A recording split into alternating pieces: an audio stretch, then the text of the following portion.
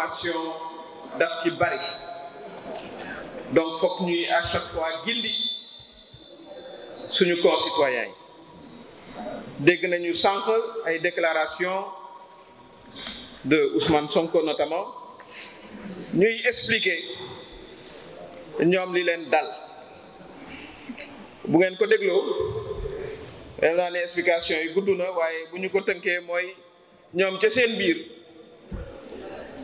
xaw ma nag nuñ ko doxalee ndax seeni mbir la ñoom waaye jàpp nañu ne seeni erreur rek ñoo xam ñoo ko teyoon wala teyuñu ko ñoom ñooy responsable yi loolu mooy premier enseignement bi ñuy tiré sénégalais yi war koo xam kon loolu li mu firnde mooy accusation yañ doon def contre l'administration loolu wane nañ ñoom ci seen bopp ne l'administration n'a absolument rien à voir avec leur turpitude. L'administration n'a fait que respecter la loi looloo indi nanguwuñu seen liste bi nga xam ne moom la ñu déposé ci Dakar def naa ne ñoom joxe nañ ci explication yu leer kon ils n'ont qu'à se prévaloir de leur propre turpitude. xamoon nañu ne suñu administration c'est une administration compétente qui a organisé des élections dans toutes les circonstances ndax ñoom ba ñuy gagné fii bu yàggut c'était la même administration elle n'a pas changé elle a appliqué la loi kon il faut que sénégalais yi aussi ñu leen di wax la réalité des choses.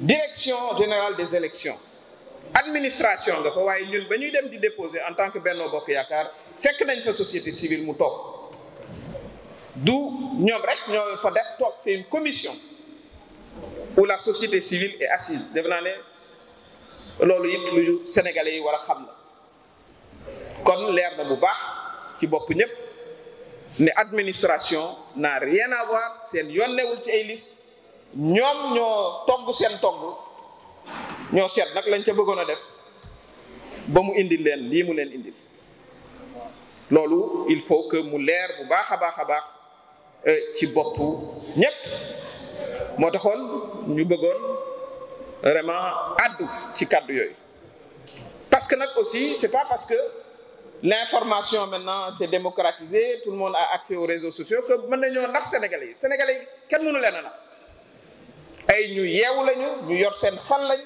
waaye ñuy wax ak ñoom aussi daf ci am solo ak élection fii ñu toll nii administration daf koy administrer mais am nañu système boo xam ne ku ne def nañ ko de manière inclusive ba société civile toog ku ne jaar par le même processus Benno Bokk Yaakaar nag dafa jaar par le processus respecter la loi li mu wax te des associations de mouvements de femmes xeex ci les démocrates mooy dañu war a am des listes paritaires loolu la loi wax ku teggi loi nag mais mënuñ la koo nangul loolu aussi def naa ne ils apprendront leur leçon certainement pour la prochaine fois donc halte à cette manipulation bi ñu doon wax naan administration et cetera ak di tudd ku ne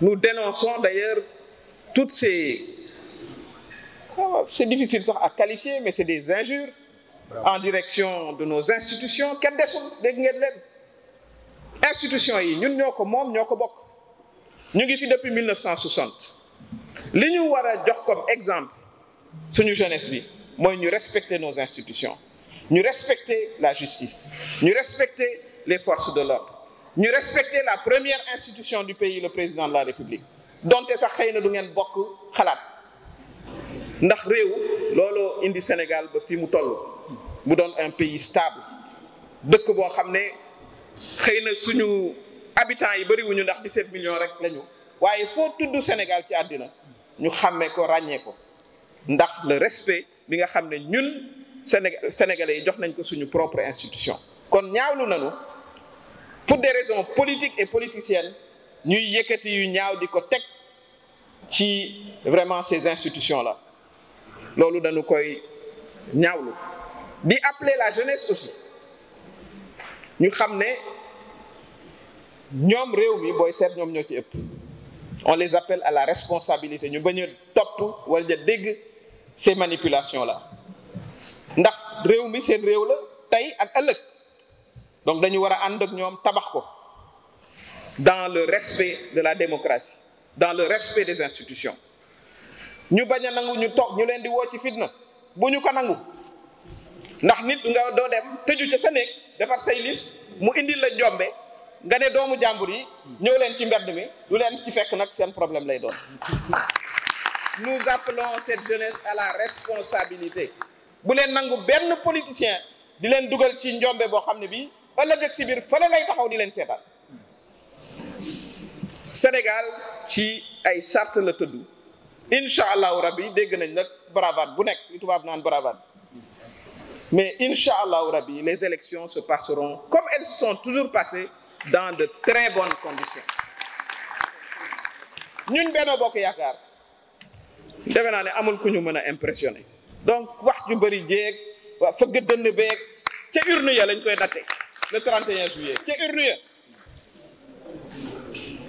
donc looloo taxoon tey ñu bëggoon vraiment woo leen waxtaan aussi ak sénégalais yi wax leen ne danañu dem ci ay élections incha allah sans fitna parce que nag aussi force va rester à la loi force va rester à la loi nanu ko daan defee nit ñi dem wote ji ñibbi seen kër ki gagné te am nañu yaakaar ne Benno Bokk Yaakaar mooy gagné largement. Militants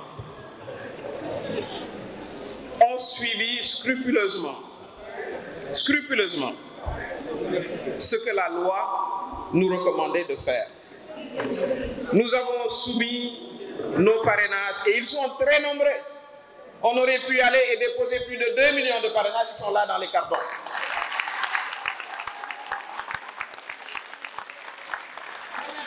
Nous les avons soumis à un tamis. Sur 57 328, j'ai bien dit 28, nous avions eu que 27 rejets. Ça vous donne une idée de la qualité du travail qui a été fait. Alors, la loi très clairement dit que le maximum, c'est 55 327. Nous en avons ajouté un au cas où.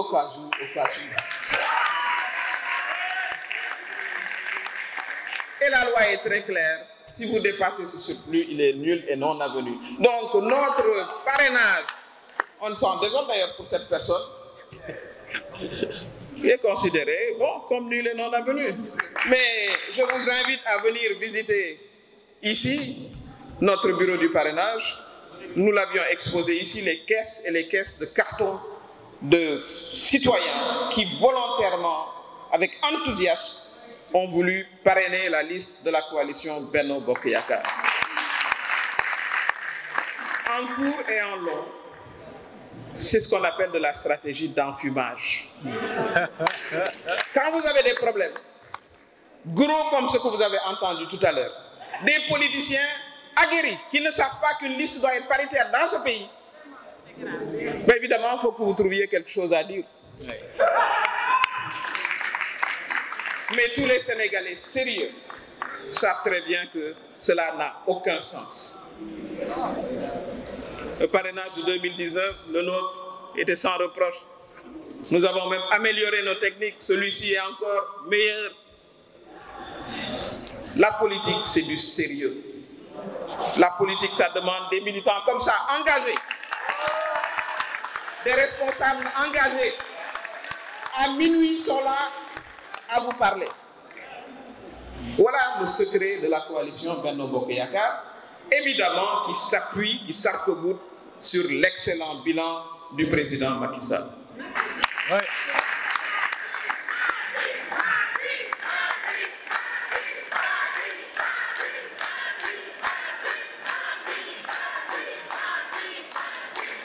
Évidemment, vous dites qu'il a attaqué Ousmane Sonko, en l'occurrence, la Sénat, mais il a insulté tout le monde. Toute l'administration. Il a insulté l'administration, les magistrats, les policiers, la Sénat, tout le monde. Et vous pensez que c'est comme ça là qu'on va gérer un pays? Le programme d'action, c'est les insultes. Mais il n'y a aucun jeune ne sera convaincu par ça. Aucun aucun jeune. Nous les attendons sur le terrain des idées, des propositions et des programmes. À la place, tout ce qu'on entend, ce sont des insanités. Et nous le déplorons fortement. Et nous les appelons à retrouver la raison.